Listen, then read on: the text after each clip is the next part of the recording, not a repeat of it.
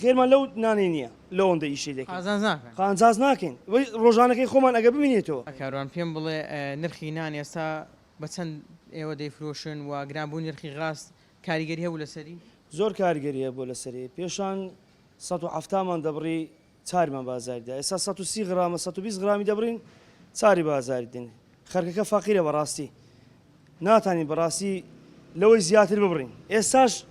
باوەڕ کە خێرمان لەو نانێ نییە لەوەندە ئیشی دەکەین قانجاز ناکەین ڕۆژانەکەی خۆمان ئەگە ببینێتەوە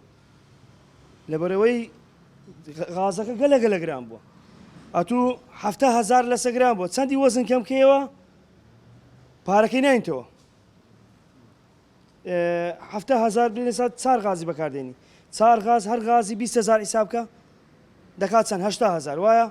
80,000 گرانتر بوو لەوەی قەدیم کەواتە ئەمن بای 80,000 ئاردی بجێڕمە دەکات هیچ نەکەم باشتر بخۆم بای 80,000 ئیش دەکەم بای 80,000 ئاردی سەرف دەکەم کەواتە چەندی بینمە خوارێ بەڕاستی زۆر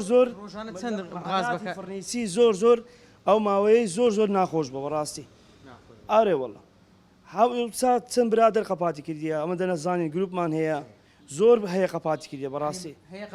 هەیە قەپاتی کردە بەری وەڵا ئێستا حالیەنەوە بوانم تێگەیان دەلەی شێتەوە بین برادرە گوتی هەندێک دار هەیە وەرە بە وەڵە